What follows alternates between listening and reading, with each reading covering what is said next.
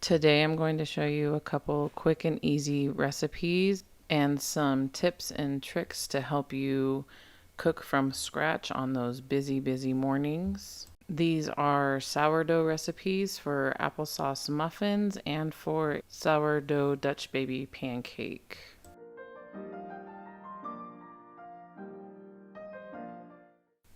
Hello and welcome to my channel. My name is Sarah if you're new here, and I am a busy mom of 5 children. My oldest here is 11 and my youngest is actually just 9 weeks, off in the background somewhere. I get asked quite a bit how I have time to cook from scratch with all of my children and doing homeschool and everything around our home. So I kind of wanted to show that this day, and you can see that all my children are really around me constantly. They are coming in and out of the kitchen, and as you'll see later, they're climbing on the counter even.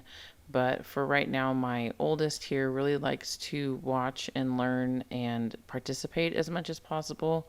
My littles do too, but they are not quite as handy quite yet. This first recipe that you're seeing me and my daughter do is the applesauce sourdough discard muffins, and I will link it down in the description below. So what it has is 1.5 cups sugar and 2 cups of sourdough discard, and then we are doing 1.5 cups of our homemade applesauce that I did make in a previous video, and then we are going to be adding 3 cups of flour. A side note here is that anyone with a large family like us, I highly recommend this Bosch mixer. I did have an older KitchenAid one, and it just couldn't get the job done, especially when it comes to large batch cooking of breads and rolls and things like that that require a lot of flour. I find that it would hold up just fine for muffins. Like, it could probably handle this recipe just fine. But for, like I said, the breads and everything, we really needed something a bit more sturdy and a larger capacity. I think this part of leveling the flour off in the cup is my daughter's favorite part of the baking. She, as you can see, she's concentrated, and she just, I don't know, she just finds it so fulfilling for some reason, and I think it's really cute. But anyways, so in the background you can kind of see that I've been canning. That's chicken broth that I made, just got done pressure canning it, I believe the day before this. This is just what my kitchen looks like. There's constantly something going on. There's a project somewhere. And I feel like that's just how it is on any type of homestead, small or large. I am filming this a few days before Christmas this year. And as you'll see shortly, we did decide last minute to kind of make it a festive recipe. And you'll see soon how much fun my kids found this little tweak that we made. And if you're wondering why I have ginormous buckets, they're 5-gallon buckets with gamma lids. It's because we do buy in bulk, and that is the easiest way to keep it fresh and free of bugs and rats and all that kind of loveliness that can get into your garage. Normally I do have them in a gallon glass container, but it was empty, so instead of filling that and then refilling it after this, I just took straight from the bucket today. So next we are adding 2 large eggs, and we're going to add a 1/2 cup of the olive oil. It says you can also do melted butter. We chose olive oil because I don't like to sit there and have to melt butter, to be honest. This is just an easier, faster step for me. Then we're going to be doing 1 tablespoon of vanilla and 1 teaspoon of salt, 1.5 cups chopped nuts or chocolate chips. And as you'll see here, we kind of did a cup of each of we did sliced almonds, and then we did some chocolate chips. I really don't think there's a kid alive that would not like any recipe you make as long as you put chocolate chips in it. I personally love to have something crunchy inside my muffins or anything like that. It's a texture thing for me personally, so adding in these almonds is basically for me. My kids could care less. But like I said, the chocolate chips is for them, and I think everything turned out just fabulous. And as you'll see, they pretty much agreed with me.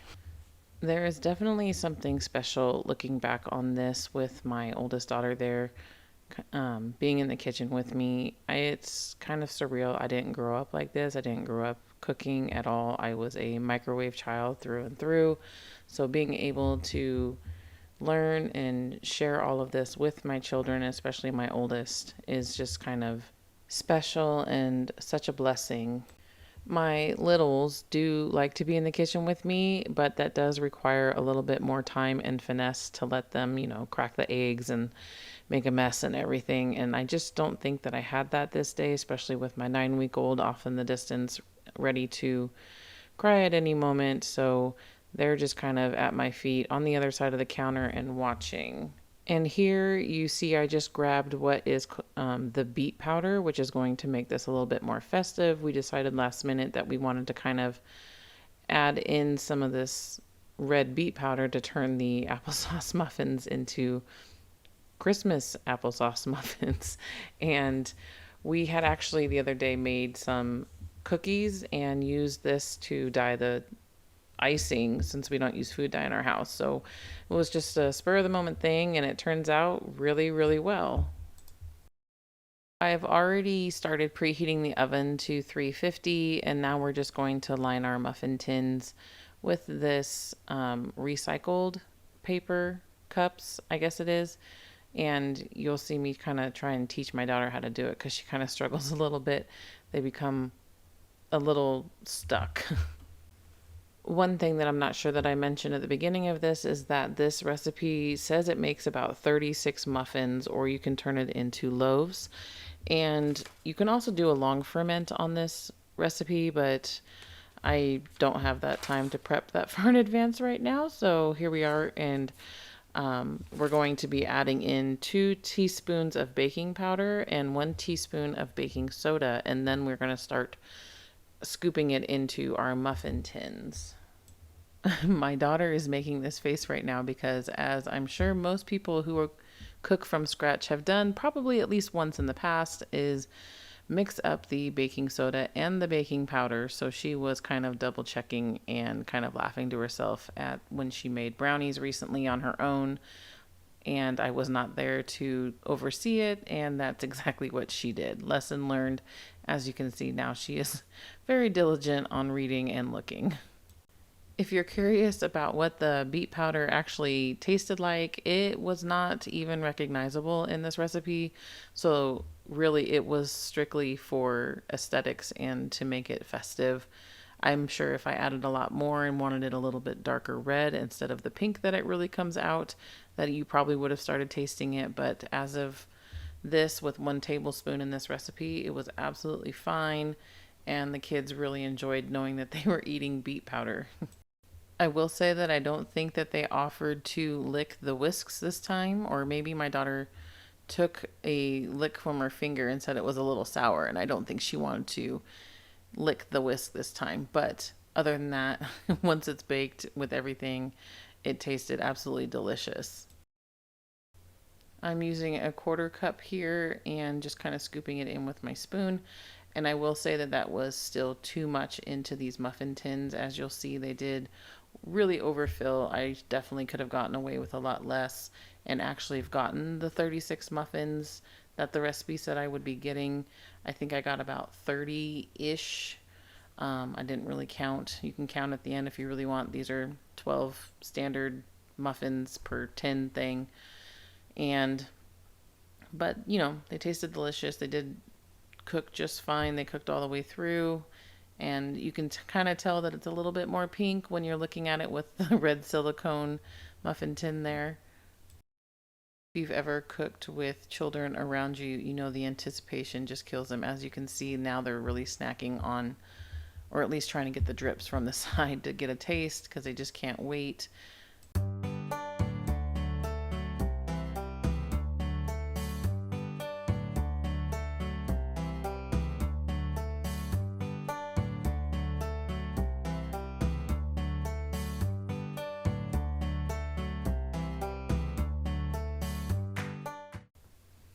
I'm gonna put these in the oven now for about 20 minutes per the instructions, but I think at that point, because I did overfill them, I did add about 10 to 15 minutes extra, and they came out absolutely perfect.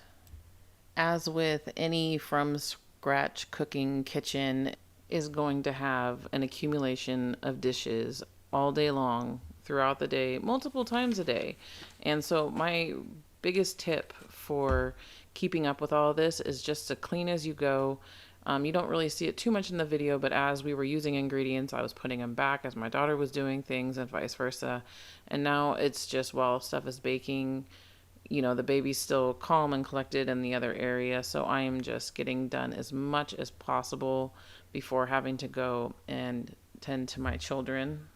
I really do try and get as much done as possible in these quote unquote down times when like the baby is sleeping or when the kids are off playing nicely and not arguing or fighting with each other.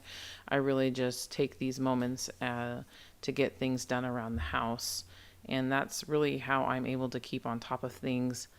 One of my soon-to-be new plans is that I'm no longer going to be using the dishwasher because I really just can't stand the dishwashing soaps, and I haven't found anything that I'm comfortable with that actually works. So you can see I've gotten a new drying rack, and I'm going to be hand washing dishes as soon as we are out of the dishwashing soap. Ooh, all I want is a muffin. Ooh, can I have that one? Mom, the one you're getting? Yes. Mom, I want the one I'm pointing at. Okay. I'll keep pointing it. Get a first muffin. We get a first muffin. Are you going to want one, Adeline? Oh, that's the one. You don't want a muffin?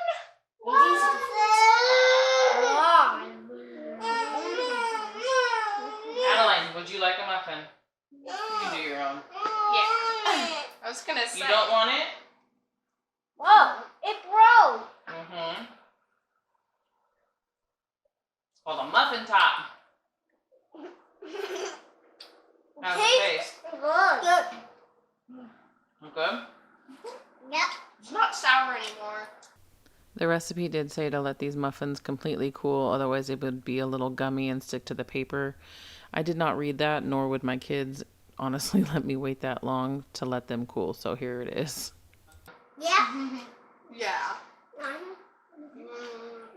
Bless us. I think each kid had 4 muffins in that one sitting. So they had been asking for me to get the gummies out. These are elderberry gummies mixed with some vitamin C gummies. They are just elderberry juice, or actually the elderberry syrup for some of them, I think, that I had left over from some batches that I had made, and mixed with orange juice. And then some of them do have extra vitamin C powder in it. And because I use beef gelatin, it is very, very high in protein. So not only are they getting an immune boost, they are also getting much needed protein for their growing bodies. And then here I'm also giving them just some of the elderberry syrup. This syrup is definitely a staple in our house, and these gummies, I've only been making them for the last couple weeks and kind of trying to perfect the recipe, and I'll share that when I do. But they absolutely just love them and gobble them up like they are candy. And so here, the other thing that I do, this is more of my downtime, I'm just gonna quickly fold these kitchen towels and napkins and everything, because I do go through probably half this basket every day or two, and I can't even imagine how much waste I would have if I was using paper products. It just blows my mind to consider. I mean, I'm using them for everything from cooking to cleaning to, as you can see, a drawer of napkins. And then when the kids inevitably make messes, I don't feel bad about cleaning them up constantly because I'm not being wasteful. And these are just absolutely amazing. I love all of these in varying sizes and textures and everything. I can go on and on for days about these. I just really, really like it. And then those, there was a bread bag in there, and then I had a drying rack or a drying towel, all that kind of stuff. And it's just an easy way to have less waste. And that's something that I believe homesteading and farming and the natural living is about. So the second recipe I'm going to show you is the sourdough Dutch baby pancake. And again, I'll link the original recipe below, but as you'll see, I'm really not measuring anything. I make this thing probably 4 or 5 days a week, and I'm constantly changing and adding in things. So the recipe calls for, I believe, 6 eggs. I usually add about 7 or 8, maybe some more, up to 10 during the summer when I have an abundance. But right now, not really. So I'm going to do, I think, 6 or 7. The reason that I do like to add extra eggs is because it does make it fluffier, and it is added protein for my children. And that is something that I definitely always am looking for is the added protein for them. Protein is the building blocks of our body, so that is something that is always just super, super important to me, and it is very filling as well. So now I'm going to go ahead and start adding in my liquids, which here I'm adding in just vanilla extract, and then I am going to be adding in some good quality salt, and then I'm just gonna give it a big mix just to get everything in there. A lot of times I do add some cinnamon to taste. You can add anything like that. And then now I'm going to add the sourdough discard. I'm adding about 2 cups. So I was looking at the jar to see how much is in there, and it's pretty much just above 2 cups. So I basically poured the whole jar, just leaving a little bit to do the starter with later. And then I'm just going to add about 1/4 to 1/3 cup of milk. I've done cream before. I prefer the milk. You could probably substitute it for like applesauce or like a pumpkin pie puree, something along those lines. I just haven't done it. And then the kids insisted on making this festive again. Again, this is the next morning. So here is that lovely beet powder that is so vibrant on the screen as I'm watching this. It's so beautiful. That's pretty much it. I mean, you can add some things if you want. Sometimes I've caramelized apples in my cast iron skillet, and then I've poured the sourdough Dutch baby over it, and that's come out quite delicious. I'm not sure. Sometimes I do put in honey or maple syrup or even just a little bit of organic cane sugar into the Dutch baby if you wanted to make it super sweet for them. There's really an unlimited amount of ways that you can do this. So that was bacon grease, bacon fat that I had left over and strained. I melted it down on top of the stove here in the cast iron, and then now I am pouring the sourdough Dutch baby pancake mixture into it, and the oven is set to 425 for about 20 minutes. It goes in there, and then it comes out this gorgeous pancake, delicious treat that my children just love. And unfortunately, the beet powder did clump up a little bit in there because I wasn't using that Bosch mixer.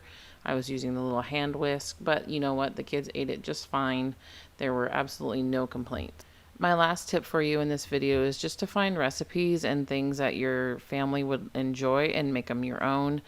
Find things that you can have done relatively quickly or things you can prep the night before. Haven't quite gotten that down perfectly myself, to be honest. But this is kind of what we do on a daily basis. Just quick go-to recipes that I've all but memorized.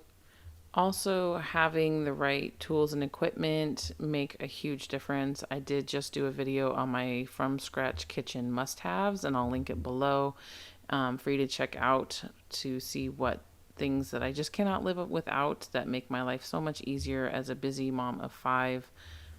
I hope that you found this encouraging and helpful in some way. I hope that if you haven't started cooking from scratch, that you can take one of these recipes or both of them and try them out and see how you and your family like them. Again, I will link them below.